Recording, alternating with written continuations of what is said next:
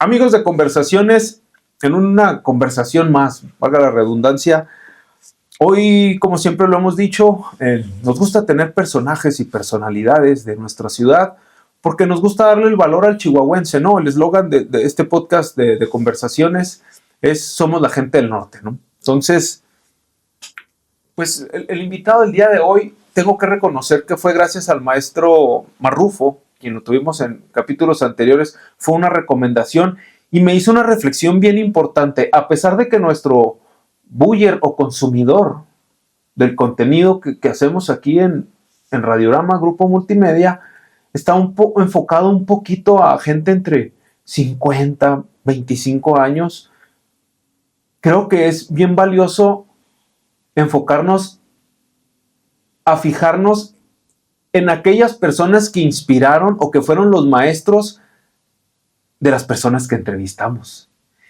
Y fue una observación que me hizo muy buena el maestro Marrufo. Me dijo, estás manejando una generación importante, pero estaría bien que pudieras traer gente que influyera a esa generación. Y muy seguramente hay otra generación más arriba que ya no están con nosotros como parte de la vida con nosotros. Entonces, pues creo que hay que darle ese valor a este tipo de personajes.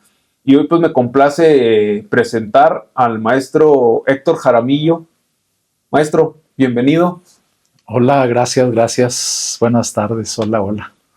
Fotógrafo, ¿cómo se define su profesión? ¿Como fotógrafo, como investigador, como artista? Pues yo me dedico a la fotografía en muchas áreas. Sí. En un campo muy amplio de áreas. Hago fotografía comercial, hago fotografía periodística, hago fotografía de arte. El último trabajo grande que acabo de hacer es un libro. Hago también trabajo editorial. Entonces, junto con Gisela Franco tenemos una editorial que, bueno, ella es la directora y fundadora, Editorial Vía Áurea, y hemos publicado libros de arte de gran formato. Acabamos de terminar un libro que se llama Quinta Gameros, Crisol de Luz. Okay. Acabamos de editar un libro, Quinta Gameros, Crisol de Luz, para la universidad. Y es un libro de gran formato, con 300 fotografías a color sobre la quinta. Y ese trabajo fotográfico yo lo hice. Okay. Y así como ese, otros libros como uno sobre Paquimé, sobre la zona Paquimé, también con fotografías mías y con trabajo de edición de fotografías de otros antropólogos. Ok, perfecto. Entonces, ese es un tipo de fotografía editorial.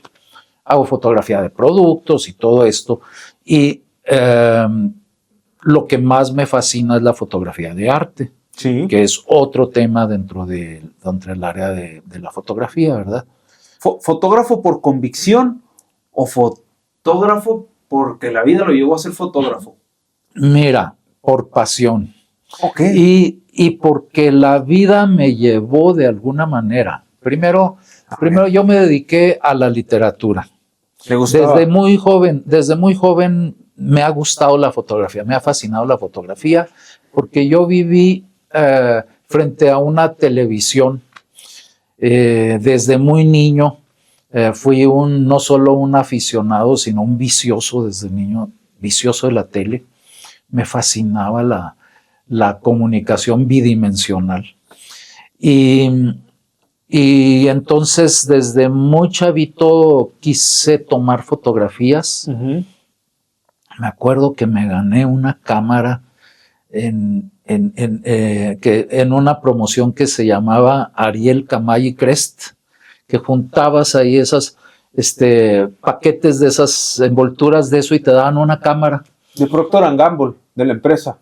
Sí, pues sí, sería esa empresa, ¿verdad? ¿Qué años estamos hablando, maestro? Pues estamos hablando de los 65 por ahí. Aquí en Chihuahua. Aquí en Chihuahua. Okay. Y entonces te dan una cámara de plástico ahí y ya le ponías un rollo y tomabas fotos, ¿verdad? Y fue cuando yo empecé con una cámara. Mi papá era aficionado a la fotografía, también le encantaba la fotografía, tomaba diapositivas. Pero yo también desde muy niño me dediqué a leer.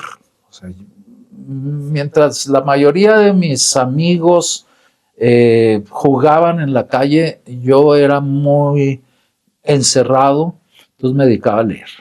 Total que la vida me llevó a seleccionar la carrera de letras españolas porque no se me ocurría, porque no tenía otra opción, ¿verdad? En casa no había esta ilusión de mejor ser médico, mejor ser ingeniero. No había ningún tipo de presión de esa.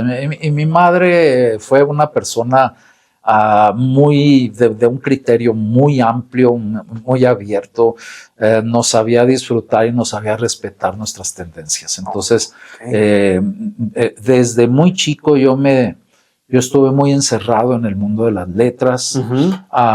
Leía lo que había en casa, tuve la gran suerte de estar rodeado de libros desde niño. Entonces me leí a Julio Verne, desde a García Márquez, desde la preadolescencia, ¿verdad? Nadie me cree que en quinto de primaria había leído 100 años de soledad, pero yo fascinado, o sea, nunca fue para mí una cosa académica o de una búsqueda académica, no, era mi mundo y era uno de mis mundos. Claro. Total, termino estudiando letras españolas y termino escribiendo ficción, escribiendo poesía, cuento, pero llegó un momento en que me saturó ese mundo de las letras. La literatura es una actividad muy compleja porque implica problemas de lenguaje, problemas de comunicación y problemas de comunicación contigo mismo y con tu realidad interna, y es muy confuso, ¿verdad? Se entrelazan problemas emocionales, problemas ideológicos, claro, muy complicados, que llega un momento en que yo me saturé y sentí que me alejaba de la vida, y en la misma escuela conocí a quienes serían mis maestros de fotografía, Gabriel Ortiz, y junto con él fotógrafos que no estaban en la escuela, pero que éramos de la misma generación y nos juntábamos, como Elías Holguín, como Remigio Córdoba. Elías y Remigio ya fallecieron. Y entonces me empecé a juntar con ellos a tomar fotos. Y la fotografía me rescató. ¿Qué edad tenía, más o menos? Pues saliendo de la escuela, 21 años, 20 años. ¿En qué años estamos hablando? Ahorita yo tengo 69. Entonces, pues hace 50 años. Como en el 77. Por ahí, sí, 75, 70, por ahí. Que sí. el mundo era otro. Mira, no había concursos, no había libros de fotografía, no había el Conaculta, que significaba una forma en la que el gobierno logró cooptar toda esa energía de los artistas, y entonces los sumió en el mundo de las convocatorias, de los proyectos, de las becas, que para mi gusto empobrecieron la pasión creativa, ¿verdad? Porque antes uno, pues con sus recursos como podía, compraba el rollito de películas, la tomaba y se iba con sus amigos. Cuando llega el mundo de las becas y todo esto, de pronto te dan un dinero, de pronto ya empiezas a sentir una competencia con tus compañeros de oficio. Claro. ¿Por qué? Porque que no se lo gane él, que me lo gane yo. Y por el otro lado, te piden que cada mes tú des informes de tus avances. Claro. Y entonces te vuelves cumplidor. En vez de salir por el gusto, ya ese gusto está un poquito lastimado por la obligación de tener que entregar, ¿verdad? Entonces ya no es esa ese ímpetu de salir cuando tú quieres, cuando te da la gana, cuando tienes dinero para comprarte el rollo, Claro. ¿verdad? Sino que ya tienes el dinero, pero ahora me tienes que entregar informes ya, ¿verdad? Cada mes. Entonces a veces ya pasan las semanas y no has salido y te vuelves cumplidor. Y eso afecta a tu trabajo. Sí, al artista, al fin y al cabo, Ajá, porque buscas que el arte se proyecte genuinamente por el interés de que se dé, porque lo vean, por hacerlo. Y hoy en día hay cazadores de becas. Ay, sí. Están viendo, ay, aquí hago lana y entrego este trabajito ahí a medias y luego, ay, este el próximo 6 meses va a salir otra y entrego. Y sí se vuelve, hay gente que actualmente, digo, sin decir nombres ni demás, están cazando becas. No Así por es. el ánimo de querer hacer algo, sino por el ánimo de agarrar dinero económicamente, y lo puedes entender, porque ese no es el ánimo del arte, al fin y al cabo. Fíjate que sí. Y eso está muy estudiado desde que nació el Conaculta, que lo puso Salinas de Gortari. El Conaculta, el FONC, ¿verdad? El Fondo Nacional para la Cultura y las Artes, el Consejo Nacional para la Cultura y las Artes. Ya hay estudios muy serios, muy avanzados de investigadores que te dicen los productos que han salido de esto han sido mediocres, ¿verdad? No nacen de una necesidad. Ponle tú, no quiere decir que nos volvamos poco genuinos o todo, pero los modos o los tiempos del arte, de la creación artística, la creación literaria, son tiempos que tienen sus modos de madurez, ¿verdad? Son momentos de madurez. Tú puedes escribir una novela. Yo soy novelista, también me dediqué primero a esto. Lo dejé por muchos años por la fotografía, luego volví. Ahora estoy fascinado con la novela también, sobre todo con la narrativa, la novela, el cuento. Y tienen sus tiempos, tienen sus momentos. Cometí una vez el error de ganarme una beca estatal para escribir una novela. A mí escribir una novela y quedar satisfecho con ella me toma unos 2 o 3 años. Claro. ¿Verdad? Y una novela corta. Esto es, termino la base en, ¿qué te diré? En 1 o 2 años. Y el trabajo de corrección, que no es nomás corrección, de que la ortografía, de que al contrario, es el pulir, el hacer que agarre vida. Es como si hicieras una escultura, pues la escultura ahí está ya prefigurada, lo que quieres hacer, pero el detallito, que la venita, que esto, que se sienta viva. Claro. Igual la novela, el trabajo el trabajo más fascinante de escribir es en eso que le podemos llamar corrección, pero es una recreación, no es un crear a fondo, es sacar la vida. Claro. Es el momento. Antes es como la materia prima y luego ya sale la vida, ¿verdad? Claro, totalmente. Entonces, muy distinto de la fotografía, que la fotografía tiene esa instantaneidad, es sí, eso de que tú te tienes que estar preparando como en el jazz, ¿verdad? Para que en el momento la hagas, ¿sí? Es otro tipo, es otro rollo. Pero la literatura es otro tema, es otra manera. Entonces, me gano una beca para escribir una novela y me comprometo a escribir, no sé, 20, 40 páginas al mes. Ya estoy una semana antes escribiendo, terminó una novela de 400 páginas de las que no se hacen 30, ¿verdad? De las que no se hacen 30. Y todo por eso. Y eso está sucediendo con las becas. Qué padre sería, por ejemplo, ahorita en Chihuahua, en la ciudad de Chihuahua, en el estado de Chihuahua, se ha instituido desde hace varias décadas el premio Chihuahua. Sí. Y se le da a un artista plástico por año, a un escritor por año. Oye, ¿por qué no mejor, en vez de dar becas, premias? Pero en vez de premiar a una persona por año, esto es, lo que dan de beca, Sí, que claro. equivale al premio Chihuahua, pues da 20 premios por género, Claro. a obra ya hecha. Sí, claro. Obra que se hizo en su momento, con sus tiempos, con sus procesos, ¿verdad? A mí me fascina escribir y hay veces que, por ejemplo, la última novela que escribí, la escribí hace 5 años y la acabo de terminar hace un mes, ¿verdad? De decir, está redonda. Sí. Y es que las cosas se deben de hacer por decisión y convicción. No Así porque es. te vayas puchando, es como en el trabajo. La gente estamos, no sé si esto es un mal occidental o un mal del mexicano. Tienes que llegar temprano el jefe. Ajá. Ya eso nos sometemos. Chin, ya llegué tarde. Pero si el jefe no te dice que no llegues temprano, o te pasa de a dos. O te vale madre y todos los días llegas tarde.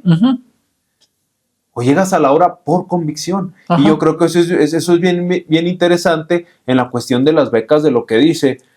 Porque se tiene o no se tiene que hacer la obra porque quieres. Y no se puede quedar en el tintero el artista en esperar. No, pues no estoy recibiendo nada. Por ejemplo, ¿verdad? Tendría que ser, no, le echo ganas y la presento y cuando sea el momento, ahí está. Habría que, a lo mejor lo que puedes ilusionar al artista es una posible corrupción de que estén ganando los mismos. Ajá. Habría que estandarizar ahí. Problema, sí. Exactamente, en todos lados sucede. Habría que ver cómo se paga eso. Pero no lo veo descabellado. Sí, pero finalmente el impulso por escribir o por tomar fotos o por pintar o por hacer danza es un impulso. Claro. Y expresión. Y no lo vas a dejar de hacer porque recibas o no recibas dinero, ¿verdad? Por ese trabajo. Qué momento tan ideal es que uno pueda vivir de esto. Claro. Qué ideal, ¿verdad? Pero la mayoría de las grandes obras, estoy hablando de Pedro Páramo de Juan Rulfo, que es una de las obras literarias más excelsas en la historia de la literatura universal de todos los tiempos, de todos los países, sí, ¿verdad? Y mientras Rulfo la escribía, se dedicaba a vender llantas, ¿verdad? Esto es, la obra se hace por una pasión interna. Pedro Páramo vivió en la sombra durante 6 años más o menos, nadie se publicó y hasta que de pronto tuvo suerte, como él mismo dice, y se han hecho, pues a la fecha, millones de ediciones. Sí, claro. ¿Verdad? Pero la obra se hizo. Esto es, se hizo por pasión. Igual, nadie está esperando, oye, yo no muevo un dedo si no tengo seguro el sueldo. Sí, ¿verdad? claro. No, en el arte no funciona así. Entonces, y como tú me decías, te fascina el fútbol llanero. Sí, claro. Tú no esperas recibir un dinero de él. Tú te arriesgas a romperte una pierna en un domingo, ¿verdad? Terminar insolado, te arriesgas y ya, ¿verdad? Exacto. Y a lo mejor vas a batallar durante una semana en tu trabajo porque vas a llegar rengueando. Pero ese no es tu problema, ¿verdad? Claro. Tu pasión es jugar fútbol llanero y ya, ¿verdad? Así funciona con el arte, así funciona con la literatura. Si uno tiene, yo he tenido la gran suerte de llevar todo esto a recibir, por ejemplo, con el trabajo editorial, yo hago mucho trabajo editorial que me fascina, la fotografía editorial que hago textos también, de hecho, para este libro hice la biografía novelada de Manuel Gameros, quien hizo La Quinta, y es una novela que me fascinó. Es una noveleta, es una biografía corta, ¿verdad? No sé, reunirá 50 páginas, ¿verdad? 50 fue antes, ¿verdad? La novela fue que en los... ¿Qué año se publica? ¿Es antes del libro? No, yo la hice conjunto? para ese libro. Okay, sí, yo la hice para ese libro. Bueno, de hecho, este libro es una nueva versión de un libro que ya se había hecho, que me había encargado la misma Quinta Gamero, que usted realizó, que nosotros hicimos con otra editorial,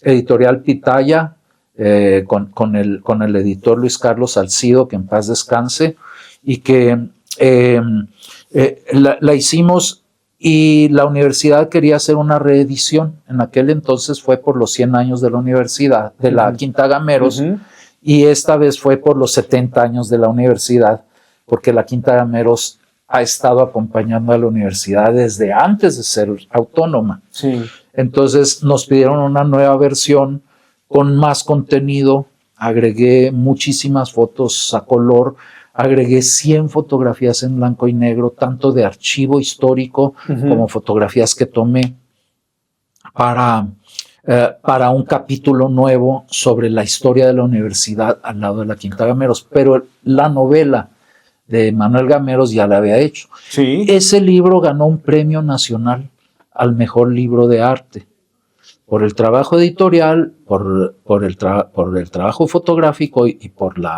el trabajo literario. Oiga, aprovechando, ¿cómo nace hacer una novela de una biografía? Bueno, esto se le llama,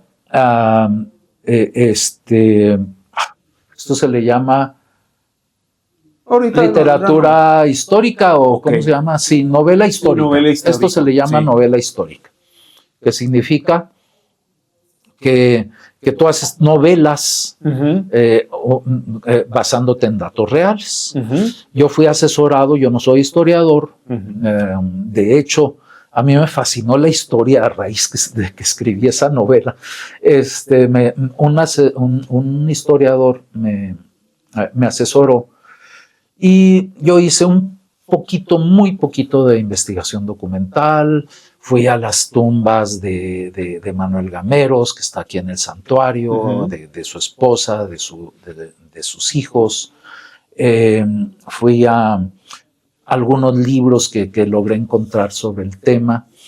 Pero lo bonito de hacer una novela es que tú imaginas situaciones relacionadas con los hechos reales. Sí, claro. Entonces, el hijo en esos tiempos llegaba el teléfono a Chihuahua, 1910. Sí. Entonces, yo pongo al hijo de Manuel Gameros, que era un niño, a marcar con su dedito, ¿verdad?, el teléfono, y todos fascinados.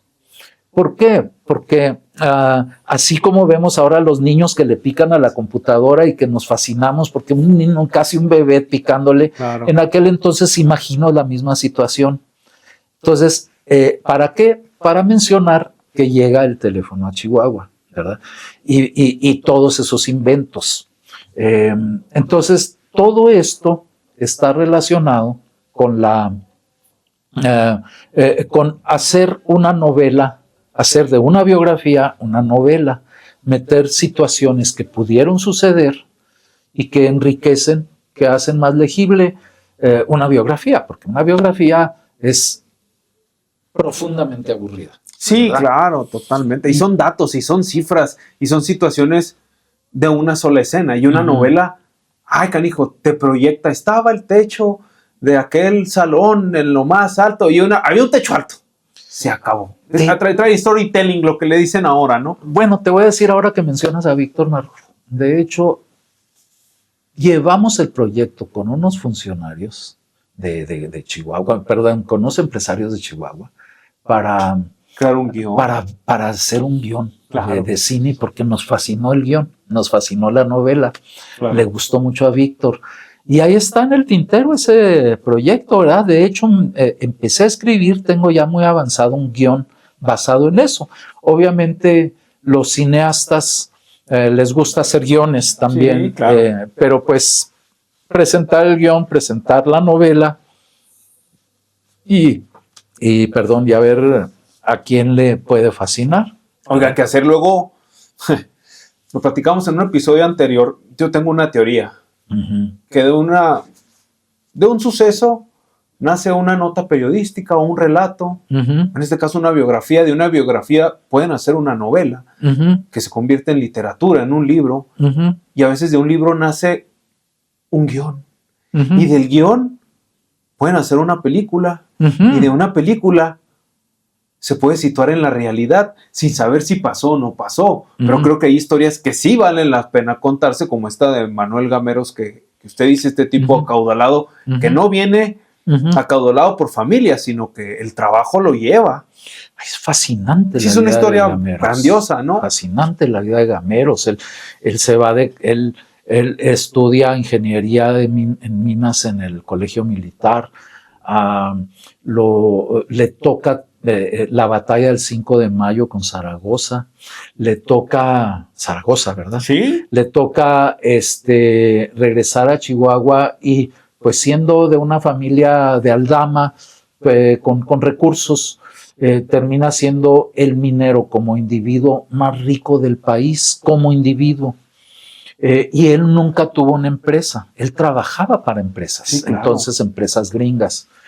Y con esa fortuna hace la Quinta Gameros, pero la Quinta Gameros no la logra habitar porque estalla la revolución. El primero en habitarla es Pancho Villa, que la hace su cuartel, y después la hace el centro el lugar de despacho de Venustiano Carranza. Carranza fue el presidente alterno. Estaba el presidente malvado en el DF y estaba el presidente de las fuerzas revolucionarias. Entonces, Sí, un golpe de Estado, ¿no? Pues Similar, eran dos algo. presidencias, ¿verdad? Entonces, Sí, claro. la presidencia de Carranza, la sede, o sea, el Palacio de Gobierno fue la Quinta Gameros por un par de meses. Y entonces es fascinante la historia, esa quinta, y luego la huida de las familias ricas de Chihuahua hacia Ojinaga, en una que se llamó la Caravana de la Muerte, Sí. porque Villa acaba con el destruye, desbarata al ejército federal en Juárez, en una toma también de novela, de película, que asaltan Ciudad Juárez de una manera fascinante, ¿verdad? Digo, fascinante no debería ser el término porque son guerras y son cosas Sí, violencia. horribles, pero de película. Y él viene a tomar Chihuahua se le entregan en la mano, ya sin pelear. ¿Por qué? Porque todas las familias ricas huyen hacia Ojinaga, y en Ojinaga Manuel Gameros huye allá. Manuel Gameros muere en El Paso, en un hotel de él. Eso es fascinante. A la hora de escribir me fascinó la novela histórica. Yo me dedico también a la corrección de estilo y acabo de corregir la novela de una persona, una novela histórica que se llama El Callejón del Beso, la novela. Ok. ¿Verdad? Y una novela histórica de un gran novelista que se llama Héctor Mata, y es una novela fascinante. Este hombre hace un estudio científico de la historia, de la época, de todo lo que sucedió, porque el Callejón del Beso es una leyenda inventada para el turismo muy reciente, de los 50. Sí, en Guanajuato, ¿no? ¿Verdad? En Guanajuato. Sí. Pero esa leyenda es falsa. Sí.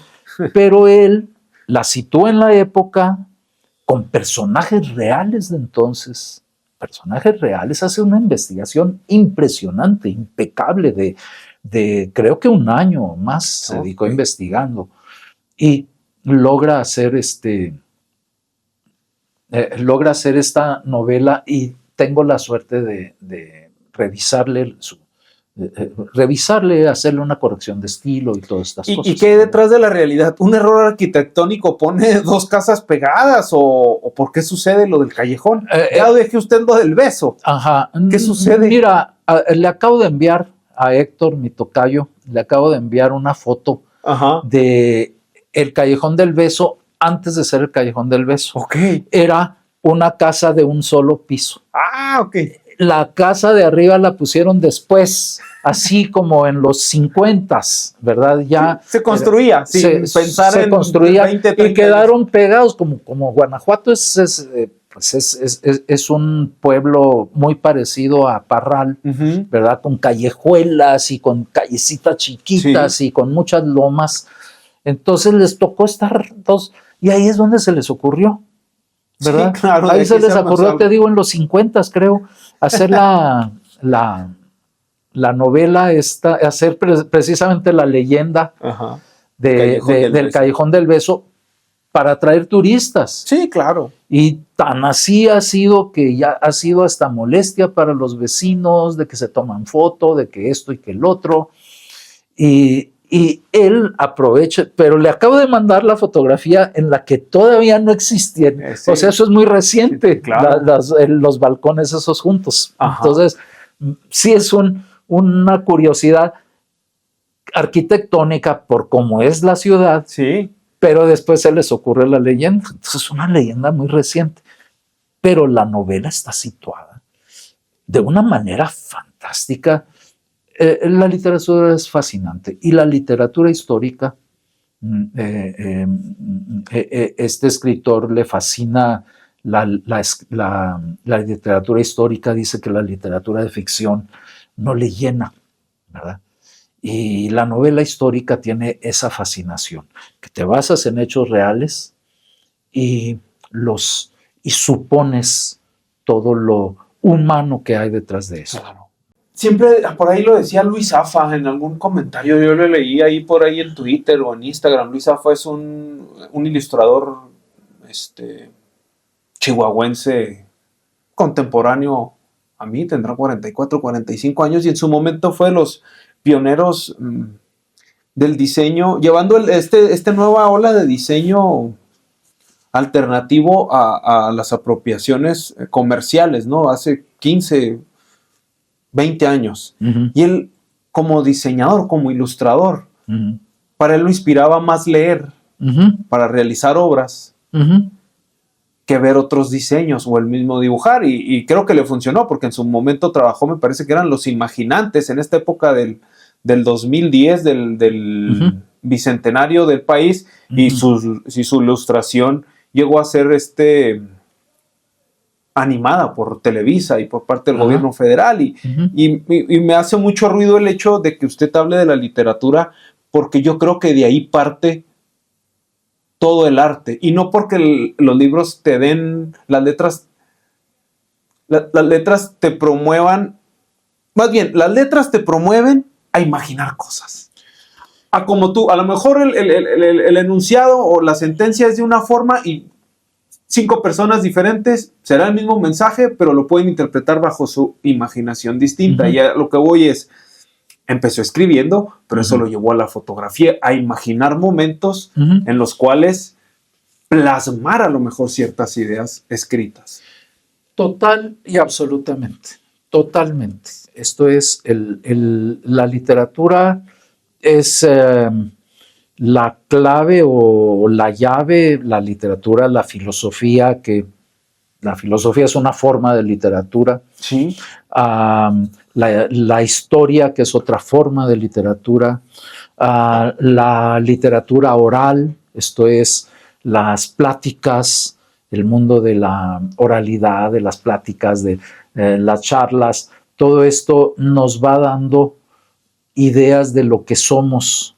Y entonces la fotografía no es más que tratar de explicar por medio de imágenes lo que somos, nuestra condición, la condición humana. Las imágenes buscan representarnos. Hay imágenes chocantes o imágenes muy fuertes que nos han mostrado lo que somos. Pienso en la Coatlicue, ¿verdad? Aquel monolito mexica de la madre tierra como dos serpientes, una piedrota gigantesca, ¿verdad? Dos serpientes, unas garras y es la madre tierra, con un collar de corazones y manos, un cinturón de serpientes, una falda de serpientes, con una calavera como hebilla, digamos. Sí. Y eso es la tierra. Vemos la imagen de Jesucristo. La imagen de Jesucristo es una explicación, sí, claro, de lo que es la condición humana. O sea, nosotros se dice somos espíritu viviendo experiencias humanas. Claro. Entonces, la experiencia de Cristo es eso. Espíritu, un espíritu viviendo una experiencia humana, ¿verdad? Encarnando. ¿Y qué es la experiencia humana? Es la carne, el dolor de la carne, la vida de penurias, a sentirnos los reyes del mundo con una corona, ¿verdad? De reyes, que es una corona de espinas, sí, ¿verdad? Claro. Entonces, toda esa simbología es la simbología del humano. Nos sentimos el rey de todo el mundo, ¿verdad? Nos sentimos reyes, al menos somos reyes de nuestra propia existencia, claro, cada quien, ¿verdad? Y esa corona es de ese rey que sufre de serlo, ¿verdad? Claro. Que sangra, ¿verdad? Ese corazón en llamas, ese vinagre que se nos da por agua, ¿verdad? Y que es el agua que no nos sacia, ¿verdad? Decía Jorge Cuesta, decía, al goce en que la fruta se convierte, lo sobrevive la sed que lo desea. Al goce en que la fruta se convierte, lo sobrevive la sed que lo desea. Un agua que no sacia, ¿verdad? Sí, claro. Este es el dolor humano. Entonces, ver a Jesucristo, ver esa imagen tan dolorosa, tan potente, ¿verdad? La imagen es una metáfora de la vida humana, ¿verdad? Sí. De un espíritu viviendo experiencias humanas, de dolor, de pérdida, hasta la rendición, hasta decir, hágase tu voluntad, porque yo me rindo, ¿sí? Hasta aquí entonces, esto es el poder de las imágenes. Y esto nace a partir de la reflexión, ¿verdad? A partir, en efecto, de la lectura, de la... yo hice una serie sobre Adán y Eva, y muy basada en la lectura del libro de Milton que se llama El Paraíso Perdido, un libro fascinante sobre la historia de Adán y Eva desde su creación, desde antes de ser creadas, hasta su tentación y su expulsión.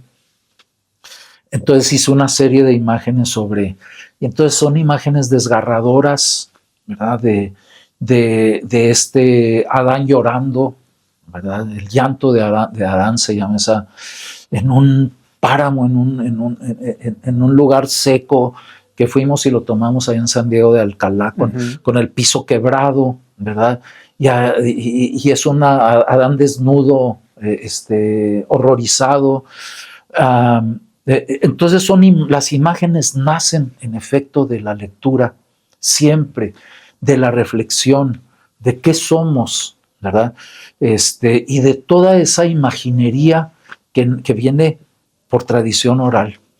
Los vampiros, las brujas, los duendes, la Caperucita Roja, todo lo que significa, lo que hay detrás de eso, ¿verdad? Que siempre hablan de la condición humana. Todas esas Blancanieves, todo eso habla de la condición humana. No son, oye, Blancanieves o la Bella Durmiente, una mujer dormida. Y el despertar, ¿qué es el despertar? Sí. ¿Verdad? Despertar a la vida, ¿verdad? Todo esto se relaciona precisamente, se lleva a imágenes.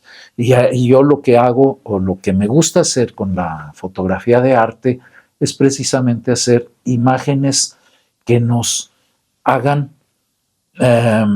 que nos digan lo que somos.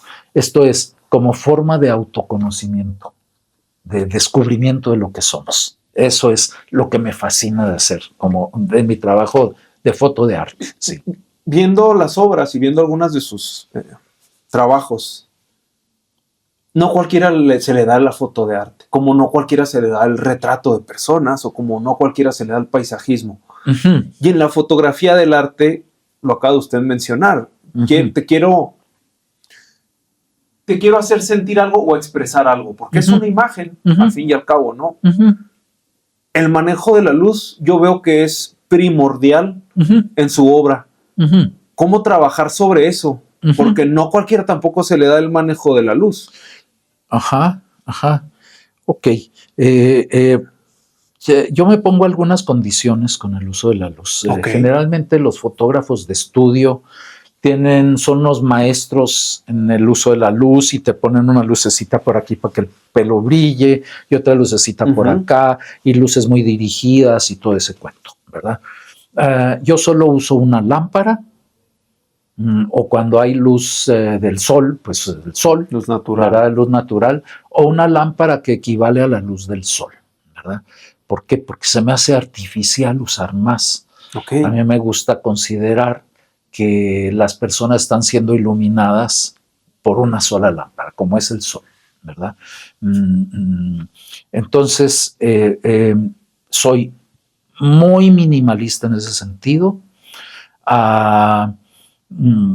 Una sola lamparita, una lámpara pequeña, y con eso tengo. No me gusta estar haciendo arreglitos de luz o retoques cositas de esas. No. Ahora que veo lo que puede hacer la inteligencia artificial, me parece tan aburrido, tan carente tan carente de sentido, tan... sí, puede ser burdo, de cierta manera. Mira, es algo similar a comerte un tang, sí, ¿verdad? De naranja o un jugo de naranja.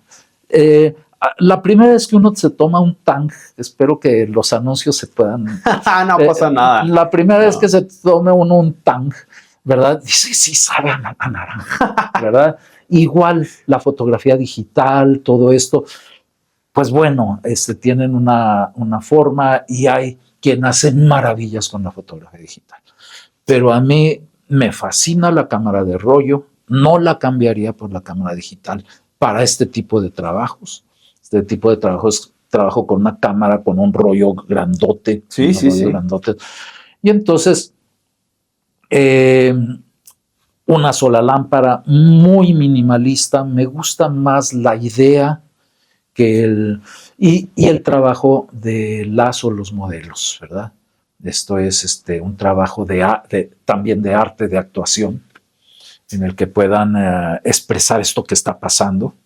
Sí, claro. He tenido fortuna de trabajar con modelos súper expresivos, ¿verdad? Que se meten en el personaje para una sola toma. Y te digo, el manejo técnico, que la luz es lo más simple, ¿verdad? Lo más simple. Ahí te va el focazo, okay, ¿verdad? Ahí te va de acuerdo con lo que estamos haciendo, ¿verdad? O con lo que está sucediendo. Es la serie de Adán y Eva, la hice en exterior, no hice ninguna en interior. Las otras no suelo tener estudio, los estudios como que se me hacen muy fríos, entonces generalmente trabajo en un rinconcito de mi casa, quito las cosas que están ahí en la sala y aquí este es el set, aquí nos montamos para un set. Me gusta trabajar con cartulinas, con cosas muy elementales. Me gusta hacer un diseño para este tipo de fotografía, pues sí hay que hacer un diseño, ¿verdad? Que si voy a hacer un vampiro, ¿cómo voy a trabajar? ¿Qué es un vampiro, sí, verdad? Claro. Y entonces, ¿qué hace un vampiro? Y cómo roba la energía de las personas y cómo existen vampiros en la vida moderna y qué es un vampiro y cómo destruye a las personas. Y entonces pienso en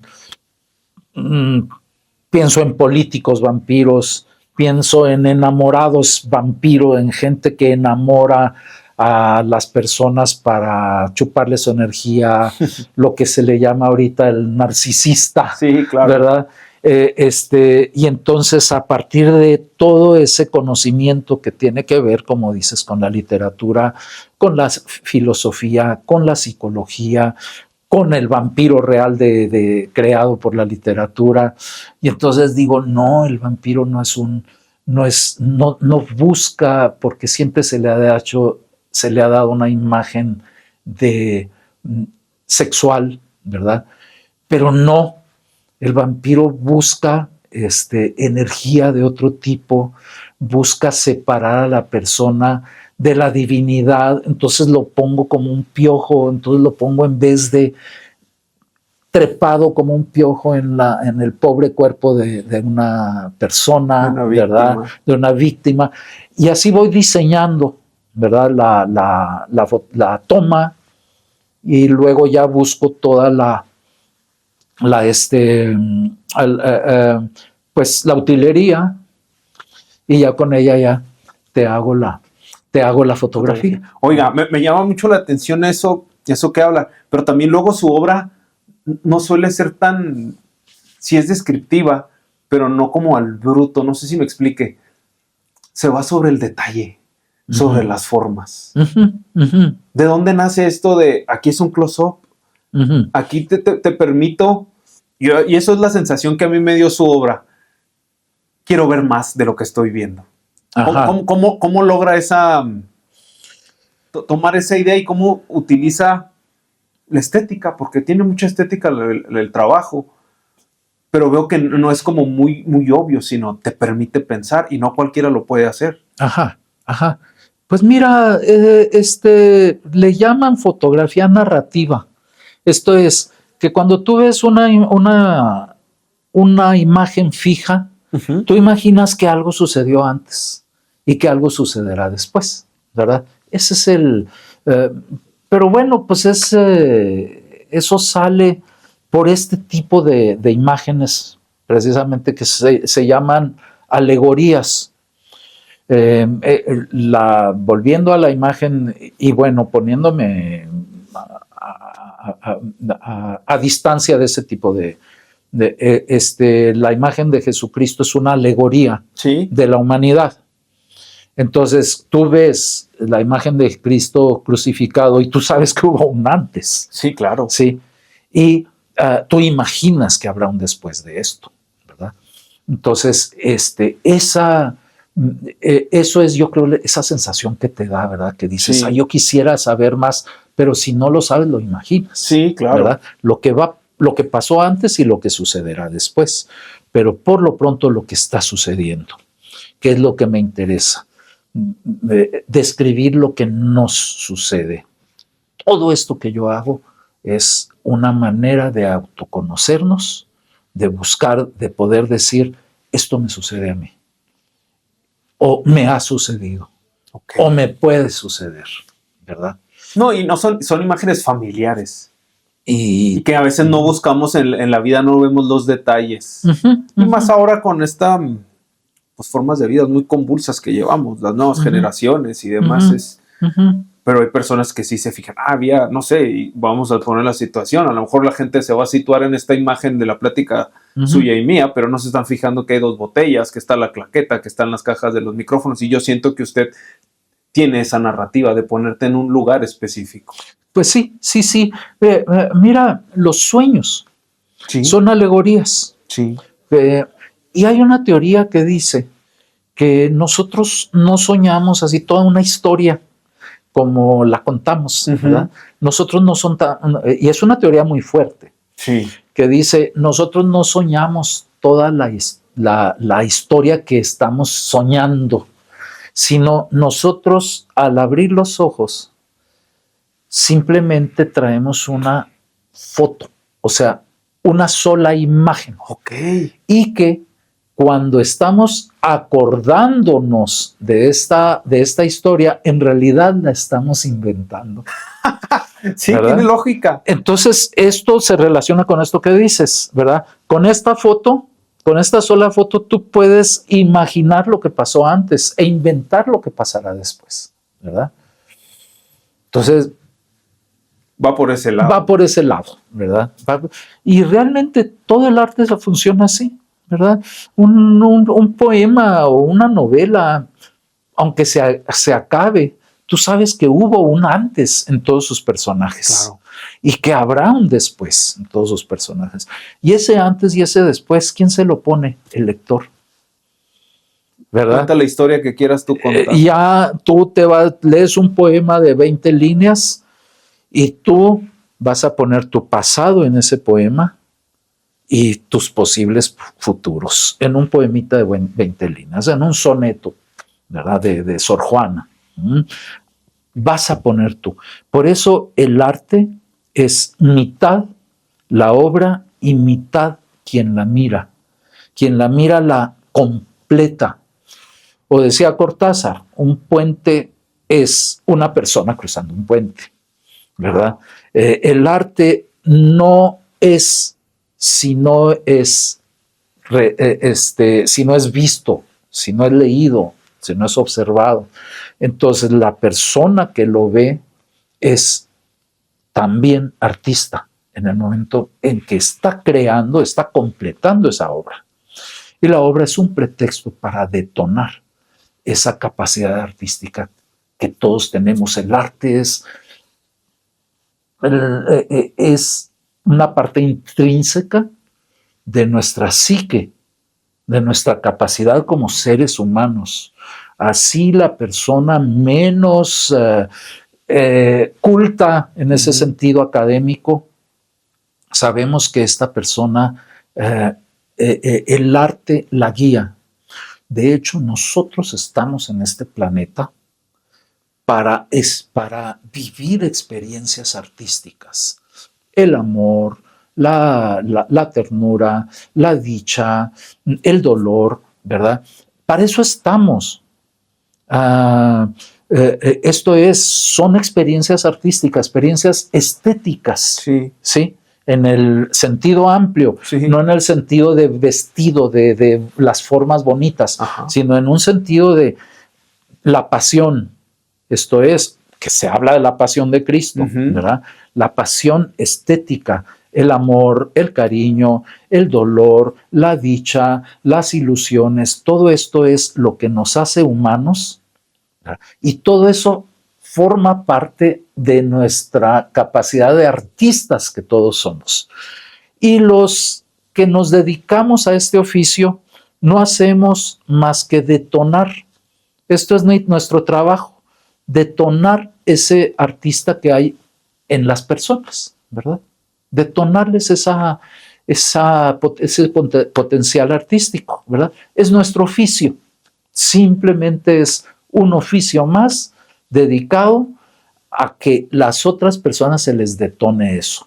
Entonces, es una especie de alguien que tiene un parque de diversiones, ¿verdad?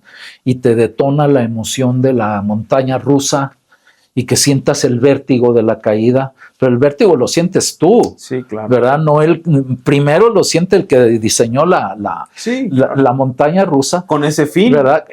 Pero también lo hizo con la maña de que las otras personas, esa es la maña del arte, ¿verdad? Hacer que las personas vivan esas experiencias, las completen con sus propias experiencias, con su propia vida. Oiga, maestro, se nos acaba el tiempo. Muy bien, muy bien. ¿Algún consejo? ¿Dónde lo pueden contactar? ¿Dónde pueden adquirir su obra? ¿Dónde pueden ver la obra? Ay, pues no tengo ni página. Habría que trabajar en ello. Pero trabajaré en eso, ya estoy por hacer una paginita. Qué bueno. Bueno, por ahí ando. Habría que contactarlo, el número. Sí. Ahí que lo tenga, lo vamos a poner aquí en la descripción del video. Sí, mi número de teléfono te podría dar. Sí, ahí lo ponemos, pues lo tengo ahí del WhatsApp. Ándale, estoy a la orden, lo que se ofrezca para hasta para platicar. A mí me fascina conocer gente, sobre todo gente que anda en el oficio. He hecho mucho trabajo también de difusión y de trabajo en equipo con otras personas. Curaduría y demás, Curaduría. Esto es, me gusta mucho también la enseñanza del arte, ¿verdad? Las asesorías, todo eso. Entonces estoy a la orden para todo esto. Ponemos un número y algún consejo corto para quienes quieran iniciar y se quedan sostenidos en cuanto, es que yo no puedo, es que la beca, es que yo no voy a lograr hacer mi arte, se van a burlar de mí. ¿Algún consejo así como? Sí, que actualmente se ha perdido muchísimo ese miedo que tú dices se debe a que la gente cree que debe hacer arte para competir con otras generaciones de artistas, para ganar esto, para ganar premios, y se les olvida algo muy sencillo: el arte es un juego y es un disfrute. Si tú tienes la pasión por la fotografía, por la pintura, por la danza, por el teatro, tú hazlo y ya. Hazlo y ya, ¿verdad? Y que si vas a hacer el ridículo, ¿ante quién? Yo tuve la gran suerte de no estar en este mundillo de las becas, de toda mi inicio en la fotografía era de que nos salíamos fotógrafos a tomar fotos, y yo he estado presente en fotografías que ahorita son clásicas en la historia de la fotografía chihuahuense, Claro. ¿verdad? Cuando en ese momento eran, a ver, bríncale, a ver cómo se ve, Sí, paz, claro. y ya, ¿verdad? Y ya, por favor, ¿verdad? Olvidarnos de esos juicios, de esos curadores, de esos jueces. Eso no existe en el mundo del arte. Eso es un daño que ha hecho todo el sistema de fomento al arte. Es un daño que... Pues con esa nos quedamos, maestro. Ándale. Le agradezco pues, y encantado, extendemos la invitación a un siguiente capítulo. Vamos a juntar varios artistas para estaría crear interesante para hacer un debate en pro al arte chihuahuense. Entonces, le agradezco, fascinante le agradezco el tiempo, el espacio, sus palabras, su conocimiento. Ya usted que nos ve, pues siga dándole amor a los videos. Y aquí estamos en conversaciones. Si quieren a alguien en específico que invitemos, como el maestro, que fue recomendación del maestro Marrufo, bienvenidos. Ahí nos contactan en nuestras redes y estamos a la orden. Gracias, maestro. Encantado. Muchas gracias a ti por la invitación, ¿verdad? Y estamos a la orden. Perfecto, ¿verdad? Y en contacto. Gracias. Gracias a ti. Gracias.